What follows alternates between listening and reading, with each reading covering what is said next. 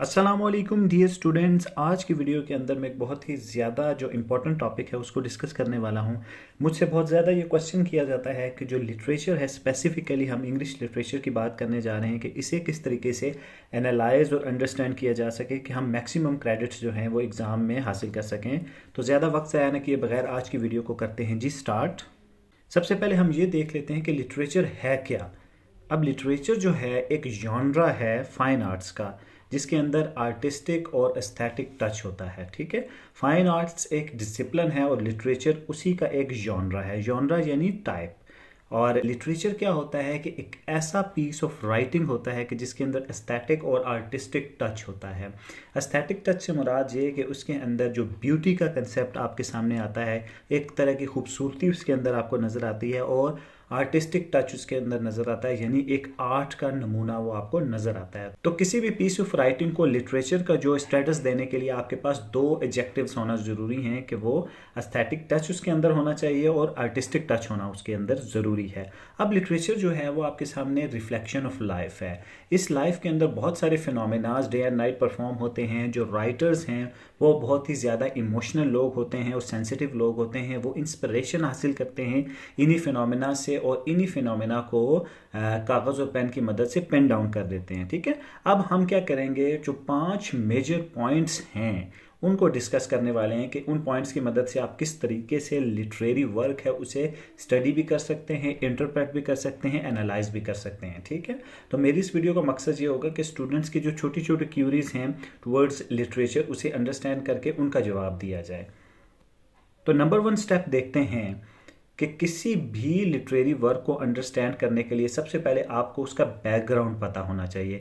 यानी जो literary work है वो किस बैकग्राउंड में लिखा जा रहा है, उसका हिस्टोरिकल पर्सपेक्टिव क्या है। ठीक है, अब उसमें होता कुछ इस तरीके से है कि पार्टिकुलर एरा के अंदर जो लिटरेरी वर्क लिखा जाता है तो उसके अंदर जो थीमेटिक पैटर्न होते हैं उस एरा के होते हैं। जैसे इंडो पाक सब कॉन्टिनेंट में आप देखें, जो प्री पार्टीशन फिक्शन थी या प्री पार्टीशन लिटरेचर था, उसके अंदर जो रिफ्लेक्शन थी, थीमेटिक पैटर्न थे, वो उसी दौर से मुताबिकत रखते थे। और पोस्ट पार्टीशन वर्ल्ड के अंदर आप अगर देखें या पोस्ट पार्टीशन जो पाकिस्तान का हिस्टोरिकल फेज़ है उसके अंदर जब आप देखते हैं तो आपको यही फील होता है कि जो थीमेटिक पैटर्न्स हैं वो प्री पार्टीशन एरा से पोस्ट पार्टीशन एरा के काफ़ी डिफरेंट हैं। ठीक है, तो सबसे मेन जो पॉइंट है लिटरेचर को एनालाइज करते हुए आपने बैकग्राउंड को अंडरस्टैंड करना है कि जो लिटरेचर है या लिटरेरी वर्क है, चाहे वो नावल है चाहे वो पोइट्री है, वो किस पर्टिकुलर एरा के अंदर लिखी गई है।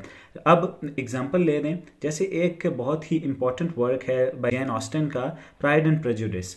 अब प्राइड एंड प्रेजुडिस के अंदर आपने देखना है कि प्राइड एंड प्रेजुडिस किस पीरियड में लिखा गया। हम जानते हैं कि प्राइड एंड प्रेजुडिस के अंदर जो मेन फोकस है वो मैरिज है, यानी मैरिज को फोकल पॉइंट बनाया गया है। तो इसके लिए हमने रिजेंसी पीरियड को लाजमी अंडरस्टैंड करना है। अब रिजेंसी पीरियड से हमें क्या पता लगता है कि उस दौर के अंदर जो मैरिज है उसे मेन पॉइंट ऑफ कंसर्न समझा जाता था। जो पेरेंट्स थे वो चाहते थे कि एक अच्छी विल और अच्छी जिसको कहते हैं सोशल लाइफ इंजॉय करने वाले जो इंडिविजुअल्स हैं उनके साथ उनकी बेटियों का मैच बने ताकि वो बेहतर से बेहतरीन ज़िंदगी गुजार सकें।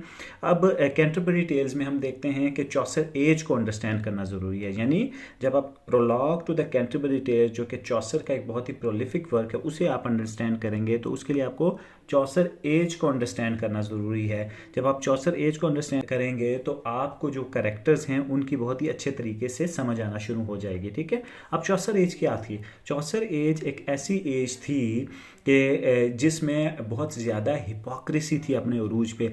जो रिलीजियस क्लास थी वो हिपोक्रेट थी, रिलीजन से उनका कोई ताल्लुक वास्ता नहीं था, वो मटीरियलिस्टिक गेंस की तरफ भागते थे। उस एज के अंदर लस्टफुल लाइफ थी लोगों की, लोग मटीरियलिस्टिक पोजेशंस की तरफ ज़्यादा तवज्जो देते थे, रूहानी तौर पर लोग खोखले हो रहे थे और बहुत सारी इल्स एंड इवल्स थी उस एज में। जब आप उस चौसर एज को स्टडी कर लेंगे, जब चौसर एज के मेजर फीचर्स अपने पास लिख लेंगे, तो जब आप prologue to the Canterbury tales के कैरेक्टर लिखेंगे तो आपको बेहतर तौर पर समझ आना शुरू हो जाएगी कि अगर नाइट का करेक्टर है तो उसमें चौसर एज की ये एस्पेक्ट मौजूद है, प्रायरस का करेक्टर है तो उसमें चौसर एज का ये एस्पेक्ट मौजूद है, अगर स्क्वायर का करेक्टर है तो उसमें चौसर एज का ये एस्पेक्ट मौजूद है। ठीक है, आपने करना कुछ इस तरीके से है कि social, economical, political and religious aspect लिखने इस पर्टिकुलर एरा के। ठीक, उस एरा को अंडरस्टैंड करने का भी मैंने आपको तरीका समझा दिया है कि आपने एरा को सोशली देखना है, यानी सोशल इश्यूज क्या थे उस एरा के, इकोनॉमिक इशू क्या थे,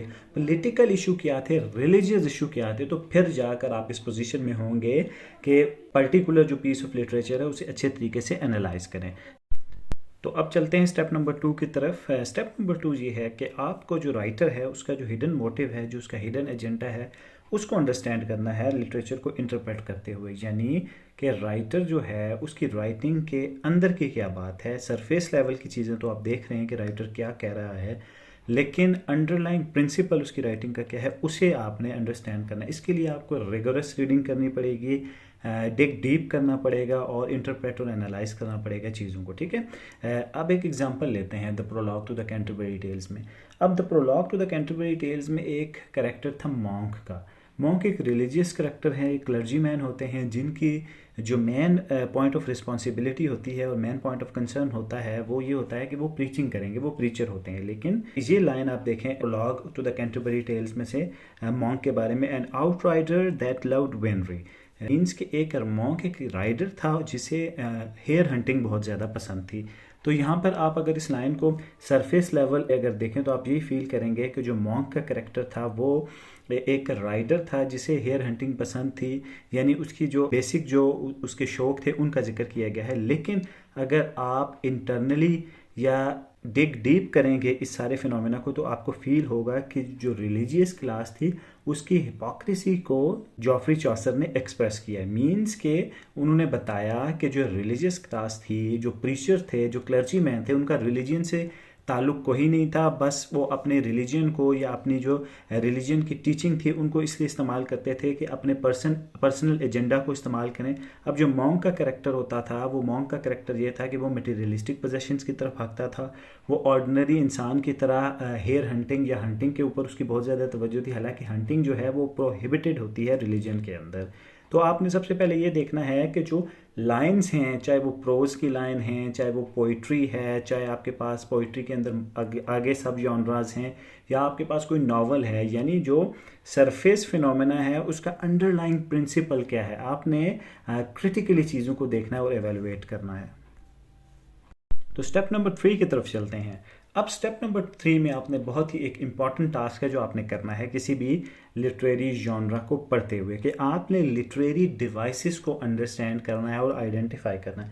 अब लिटरेरी डिवाइसेस क्या होती हैं कि अपनी जो राइटिंग है उसको इफ़ेक्टिव बनाने के लिए, उसको खूबसूरत बनाने के लिए, उसे टेम्पटिंग बनाने के लिए जो राइटर्स होते हैं वो लिटरेरी डिवाइसेस का इस्तेमाल करते हैं ताकि वो अपना जो पैगाम है, जो अपना एजेंडा है उसको बेहतर तरीके से अपनी जो टारगेट ऑडियंस है या टारगेट रीडर है उस तक पहुंचा सकें। ठीक है, तो लिटरेरी डिवाइसेस जो हैं वो बहुत ही ज़्यादा इंपॉर्टेंट डिवाइसेस होती हैं किसी भी लिटरेरी वर्क के ऊपर। आपने उनको आइडेंटिफाई करना है कि कौन कौन सी literary devices particular piece of literature के अंदर मौजूद हैं। कुछ इंपॉर्टेंट डिवाइसेस हैं, उनमें सिमिली है, आपके पास मेटाफर है, आयरनी है, साइनिक टॉच है, पर्सोनिफिकेशन है। ठीक है, अगर आप इन इंपॉर्टेंट लिटरेरी डिवाइसेस या फिगर्स ऑफ स्पीच को अंडरस्टैंड करना चाहते हैं तो बहुत सारी डिक्शनरीज आपको मिल जाएंगी, जैसे लॉन्गमैन डिक्शनरी है, मैं आपको पर्सनली रिकमेंड करूंगा cordon dictionary of literary terms, उसे आप एक दफ़ा लाजमी कंसल्ट करें।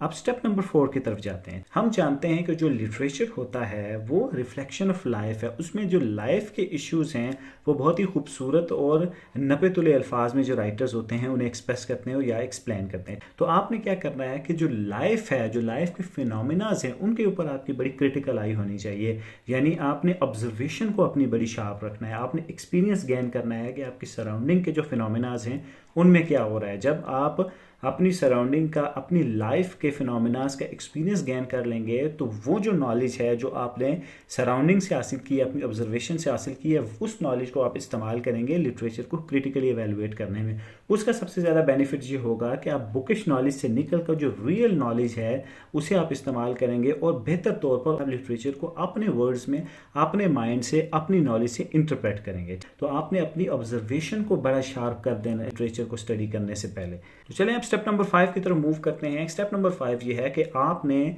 लिटरेरी वर्क को अंडरस्टैंड करते हुए या उसे इंटरप्रेट करते हुए अपना व्यू पॉइंट लाजमी देना है। अब उसकी वजह यह है कि जो साइंसेज होती हैं जैसे कि फिजिक्स, केमिस्ट्री, बायोलॉजी है, उसके अंदर एक स्पेसिफिक थेरी होती है, आपने उसी थेरी के इर्द गिर्द रिवॉल्व करना होता है, यानी आपका अपना व्यू पॉइंट मैटर नहीं करता है, रादर जो नॉलेज है, जो बुकिश नॉलेज है वो मैटर करती है। आप एक रूल बेस्ड स्टडी कर रहे होते हैं, लेकिन लिटरेचर के अंदर, लिटरेरी वर्ड के अंदर कोई चीज़ ना तो सही होती है ना कोई गलत होती है। अब आपने क्या करना होता है, ये आपके ऊपर डिपेंड करता है कि आप अपना व्यू पॉइंट किस तरीके से जस्टिफाई करते हैं, किस तरीके से आर्ग्यूमेंट देते हैं। जैसे फॉर एग्जांपल अमेरिकन ड्रीम एक कंसेप्ट है, उसे आप जब स्टडी कर रहे होते हैं in terms of Willy Loman. Willy Loman character है हमारे पास, एक बहुत ही ज़्यादा इंपॉर्टेंट, उसका डाउनफॉल होता है।